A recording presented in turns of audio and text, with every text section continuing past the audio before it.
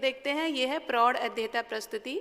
तो ये इस अर्थ में है कि जैसा कल भी दीदी लोगों ने बताया था कि जो पिछले कई वर्षों से जो हमारे वरिष्ठ जन हैं, 10, 15 या 20 सालों से जिन्होंने मध्यस्थ दर्शन को काफ़ी अच्छे से सुना है श्रद्धेय बाबा जी के साथ, और इस पे काफ़ी मनन चिंतन किया है और बहुत कुछ किया है, तो आज की जो यथास्थिति है उस पे उनके क्या एक्सपीरियंस है, उनको ये व्यक्त करते हैं। तो इसके लिए मैं इनवाइट करना चाहूँगी हमारे श्री राम नरसिम्हम भैया को।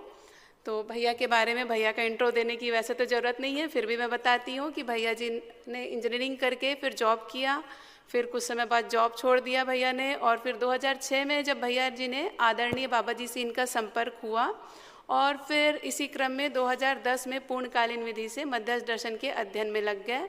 और मध्यस्थ दर्शन की जो 4 ऑफिशियल वेबसाइट्स की जिनकी बात हुई थी फर्स्ट डे में, तो उसको भैया ही हैंडल कर रहे हैं।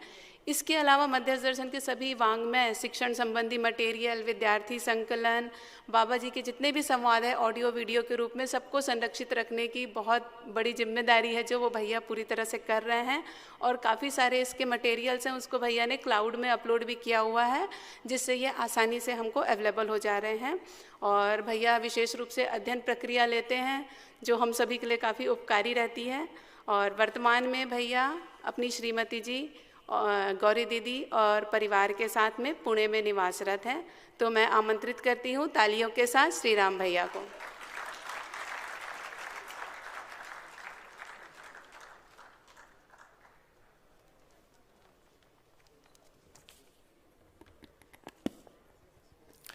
मीनाक्षी दीदी को धन्यवाद।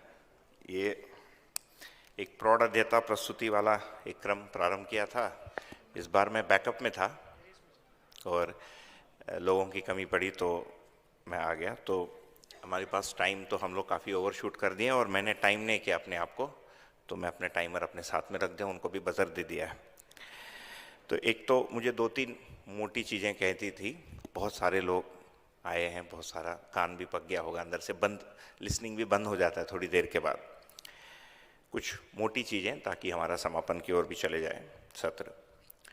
एक तो सम्मेलन के उद्देश्य, ये इसको देखेंगे तो एक सांस्कृतिक कार्यक्रम है ये, है ना, और इसमें आगे के लिए एक नई व्यवस्था, एक नई शिक्षा, नई सभ्यता, नई संस्कृति के बारे में एक झलक मिलता हमको यहाँ पर। मेरा पहला सम्मेलन सिद्ध मसूरी में हुआ था और उसमें 75 लोग थे। इस बार तो लगभग 75 लोग बोले हैं, तो वहाँ से ये बहुत आगे बढ़ा है। और हम लोग यदि देखेंगे, जो लोग सम्मेलन करता धरता हैं, पढ़ा रहे हैं, हम में से कोई पारंगत हो गया ऐसा तो कोई घोषणा किया नहीं है। तो इंग्लिश में जो बोलते हैं, हम लोग खुद भी वर्क इन प्रोग्रेस है, हमारा सम्मेलन भी वर्क इन प्रोग्रेस है, और इसकी मंच वाली जो कार्यक्रम है ये भी वर्क इन प्रोग्रेस है। तो इसका आशय यह है कि अगले हर 1-2 वर्षों में इसकी कुछ परिष्कृति होते जाए, है ना। तो जो भी आपको कमियां दिखती हैं इसके कारण है। दूसरा, इसी से संबंधित यदि देखेंगे तो सम्मेलन में अधिकांश चर्चा व्यवस्था को लेकर होती है। पूज्य बाबा जी के 1991 के डायरी में मैं हाल ही में कुछ पढ़ रहा था, वो संयोग से सम्मेलन की बात से जुड़ी, मैं उसको पढ़ लेता हूँ। उन्होंने लिखा है, सर्वोपरि जीवन ज्ञान, फिर व्यवस्था ज्ञान, फिर वस्तु विद्या ज्ञान इस क्रम में होना चाहिए। जीवन ज्ञान को कम करने में मनुष्य दुखी है। जीवन ज्ञान, व्यवस्था ज्ञान, व्यवसाय ज्ञान होने पर समाधान परंपरा बनती है। तो जिस व्यवस्था की हम कल्पना करते हैं, प्रयत्नशील हैं, उसका ध्रुव बिंदु, स्टार्टिंग पॉइंट है जीवन ज्ञान, उसके बाद व्यवस्था ज्ञान। उसके बाद का मतलब है कि ये सभी को हम एक साथ समझते हैं, लेकिन जीवन पर स्पष्टता हुए बिना आगे समाधान और व्यवस्था, हम जितनी भी चीज़ों के बारे में बात करते हैं, है ना, ये अधूरा रहता है, ऐसे पूज्य बाबा जी बताए हैं। फिर वो लिखे हैं, जीवन विद्या से यह पता लगा मनुष्य की क्या उपलब्धियां, उसे क्या करना है, समझ, ईमानदारी इत्यादि। इसके बाद ग्राम स्वराज की बात आती है। इसके बाद, इसके पहले नहीं आएगा। इसके पहले ग्राम स्वराज जैसे लगेगा, और क्योंकि हमारे पास जो तर्क है, दर्शन जो एक व्यू देता है इतना शानदार है, इसीलिए उसके जैसे सिस्टम्स को हम बहुत जल्दी बना पाएंगे। लेकिन उसका रास्ता जो है वो समाधान से है, समाधान का रास्ता जीवन ज्ञान से है।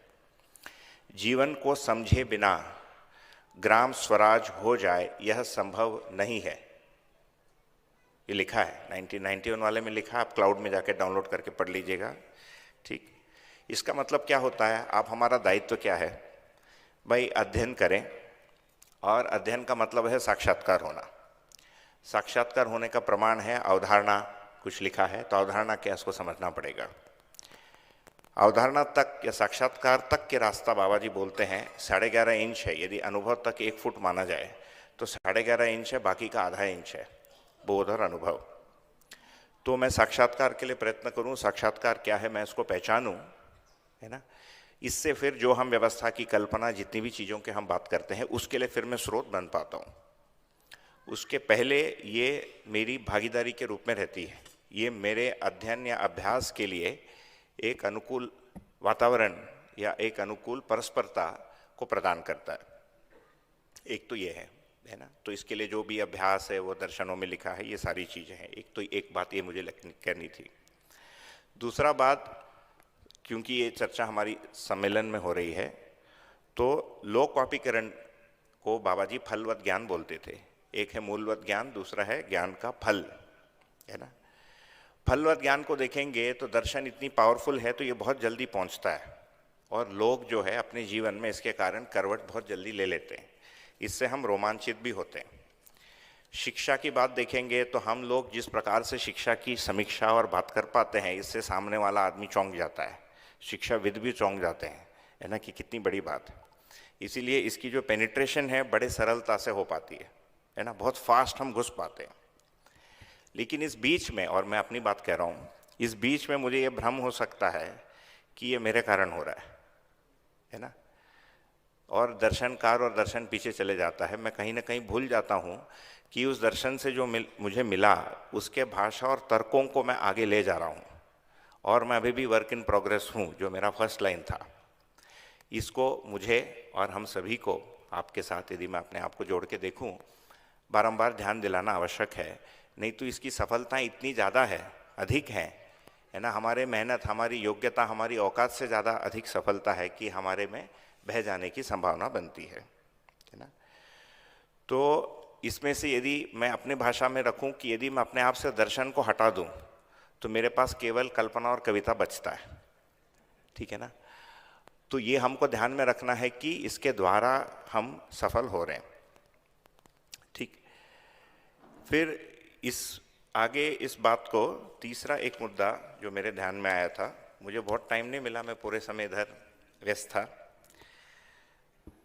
तीसरी बात यह है कि लोक वापीकरण में यदि हम देखेंगे बहुत सारे मित्र हैं। मध्य दर्शन या जीवन विद्या योजना की कोई सेंट्रल हायरार्की नहीं है, उसकी कोई बॉडी नहीं है। हर व्यक्ति स्वतंत्र है अपनी चीज़ को ले जाने के लिए, अपने विधि से ले जाने के लिए। और ये बहुत स्पष्ट है कि मुझे जितना समझ में आता है उसी के अनुपात में मेरा व्यक्त होना लोक वापीकरण भी होगा, ये उसका रिफ्लेक्शन है। ऐसे करते हुए यदि हम देखेंगे तो साथ में करने की विधियों को मुझे लगता है हमको सोचना चाहिए कि हम कैसे अलग रहते हुए भी एक साथ चल पाए। इसमें अभी तक हमारे पास दो ही एग्जाम्पल हैं या दो ही विधियां हैं जो हमारे स्मृति पटल में हैं। एक है आदर्शवादी विधि जो संकोच और सम्मान पर आधारित है ना, संकोची होता है ना, सभ्यता जो है ये सम्मान पर आधारित है। दूसरा भौतिकवादी विधि है जो व्यक्तिवादिता को आगे बढ़ाता है। अंततः आदर्शवाद में भी आगे जाके व्यक्तिवादिता दिखता ही है, इसीलिए इतने सारे मठ बन गए, है ना, और बनते ही रहेंगे। तो ऐसे रहते हुए हम स्वयं आधुड़े में रहते हुए एक साथ कैसे काम करें, इस पर हम सभी लोगों को सोचना चाहिए, इंडिविजुअली भी और कलेक्टिवली भी। एक आवश्यकता मुझे ऐसे महसूस होती है। साथ में जिसको हम बोलते हैं डिफरेंस ऑफ ओपिनियन, मेरा एक दूसरा मत है दर्शन को लेकर भी और इसको आगे ले जाने की विधि को भी, इसको हम कैसे एक दूसरे में, है ना, रिस्पेक्ट कर पाए, इसको भी देखने की आवश्यकता है। इसमें मुझे लगता है कि हम कहीं भी संगठन के रूप में हैं, चाहे एक संस्था में हो, परिवार समूह में हो, यहाँ पर हो, मूल जो उसमें कमाई है वो मनुष्य है, मित्रता है ना। मित्रता या साथ में रहना ये कार्यक्रम के अधीन है। कई बार कार्यक्रम बड़ा हो जाता है, उसके लिए वो जो संबंध है वो हम त्याग देते हैं, ये फिर दुख का कारण बनता है, क्योंकि हम इसमें आए थे, वो जो परिचय शिविर में जो भी प्रबोधक हमारा लिया, निरंतर सुख बोल दिया है ना, तो इस माध्यम से भी हम मतलब सुख, शांति और संतोष की ओर अग्रसर हो, ये दूसरी एक बात, तीसरी बात मेरे ध्यान में आती है। और लोकव्यापीकरण करते करते ये मैं अपने आप को बारंबार ध्यान दिलाने का प्रयत्न करता हूँ, प्रयत्नशील रहता हूँ कि मेरा परावर्तन अधिक और प्रत्यावर्तन कम न हो जाए, क्योंकि दर्शन में लिखा ही है कि प्रत्यावर्तन ही जागृति है ना। और एक प्रौढ़ अवस्था में आके कार्यशील प्रवृत्ति हमारी बढ़ जाती है, ये स्वाभाविक है। जो पढ़ने सीखने वाली जो मेंटालिटी होती है वो 21 या 25 वर्ष की आयु तक, जब कॉलेज के सिस्टम में होते हैं तब तक रहता है। जैसे हम बाहर आ जाते हैं, हम इस मोड में आ जाते हैं कि अभी मैं कुछ दूं, इसी का नाम है नौकरी, व्यापार, उत्पादन, कुछ भी, है ना। चौथा जो है, इसमें बाबा जी लिखे हैं, मैं उसको झट से पढ़ लेता हूँ क्योंकि थोड़ा सा लंबा है, बट मुझे लगता अच्छा रहेगा पढ़ना। मनुष्य जब तक शरीर से चित्त और चित्त से शरीर सीमावर्ती प्रत्यावर्तन परावर्तन क्रिया की सीमा में कार्य करता है, वह जीव सदृश है ना। इस सीमा में मनुष्य अपने को शरीर समझकर समस्त कार्य व्यवहार करता है। स्वयं को मात्र शरीर समझकर मानव संचेतना को स्पष्ट नहीं किया जा सकता। अभी शिक्षा की बात हो रही थी, फाइनली उसमें मानव संचेतना ही जाना है। मन का अध्ययन संपूर्ण जीवन के परिप्रेक्ष्य में करने का निश्चित लक्ष्य और प्रयोजन है, सहसा नहीं है। इसलिए मनुष्य स्वयं के कल्याण के लिए मानव संचेतना से युक्त मन का अध्ययन करे, है ना। इसीलिए शिक्षा का मानवीकरण संभव है, मतलब आगे और है, मन से लेकर आत्मा और आत्मा से लेकर मन का पूरा अध्ययन करें, इसीलिए शिक्षा का मानवीकरण संभव है।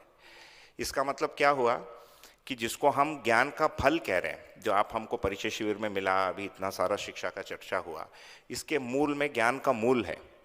वो यदि छूटता है तो फल लंबा रहेगा, ये हम माने ये प्रश्न चिन्ह में आ जाएगा। ठीक, मैं अपनी बात करूं तो शिक्षा क्या है मुझे अभी तक समझ में नहीं आया है ना। मूल्य शिक्षा से चेतना विकास कैसा होता है, मेरे लिए एक शोध का विषय है, वस्तु मैं स्वयं की यदि बात करूं। इसलिए मैंने अपने लिए क्या नीति बनाई, जब तक हमको इतना पता नहीं है ना, हम आधे अंधे हैं, है ना, या ऐसा दिखता है हमको, डबल दिखता है, कभी ट्रिपल दिखता है, जिसको स्क्विंट बोलते हैं, है ना, वी आर स्क्विंट आइड। ये होते तक दर्शनकार की 3 छोटी चीजें हैं, मैंने सोच लिया कि मैं इसको मान लेता हूँ। एक, इसको विगत से मत जोड़ो। दूसरा, इसके भाषा को मत बदलो। तीसरा, स्रोत को उल्लेख करते रहना। वो सही है गलत है वो एक अलग मुद्दा, उन्होंने बताया इसीलिए मैंने मान लिया, उसके फिर अधीन मैं अपने तर्कों को बनाता हूँ। ठीक, इसमें मुझे ये भी लगता है कि बाबा जी अपने आप को आप्त पुरुष के रूप में मैंने प्रस्तुत किए हैं। मानवहार दर्शन में उन्होंने लिखा है यही आप्तों की कामना है। इसका मतलब उनका एक झुंड है आप्तों का जो मिला हुआ है, ये सब लोग ऊपर मिले हुए हैं, है ना, नीचे सब अलग अलग दिखता है। हम यहाँ हमको लगता है 4 दर्शन है, 50 है, समाधि से ये नहीं होता है, वो नहीं होता, यहाँ हम बात कर रहे हैं। लेकिन इस अनुसंधान के पूर्व भी बाबा जी ये नहीं कह रहे हैं कि इस धरती पर मानव जागृत नहीं हुआ। ये हमारे लिए शोध और विचारने का मुद्दा है। लेकिन ऐसा स्वीकारते हुए जब मैं उसको क्रियान्वित करने जाता हूँ स्वयं के अध्ययन के लिए, तथा दुनिया को जब प्रवचन देने जाता हूँ, ये प्रवचन ही है ना, जो हम बताने जाते हैं उसमें फिर उन नियमों का पालन करना पड़ेगा जो उन्होंने दिया है, ठीक है ना।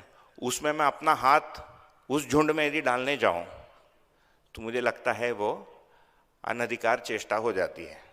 मेरे लिए मैंने ऐसा अपना बनाया है। ठीक, एक तो ये वाली बात होगी। ये तीसरी बात हो गई थी, मुझे ये भी लगता है कि यदि ये दर्शन बचेगा या बचना है तो बिना आप्तों की सहायता से हम जागृति के पथ पर लंबा चल नहीं सकते।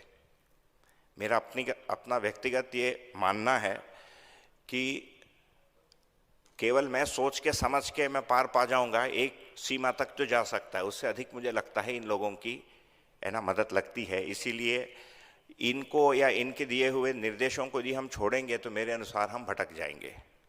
लॉन्ग टर्म में भारत सरकार के 5 वर्षीय योजना जैसा हमारा अच्छा दिखेगा, लेकिन एक लंबे अंतराल में यदि देखेंगे 100 वर्ष में यह कहाँ जाएगा, मुझे कुछ नहीं दिखता है ना।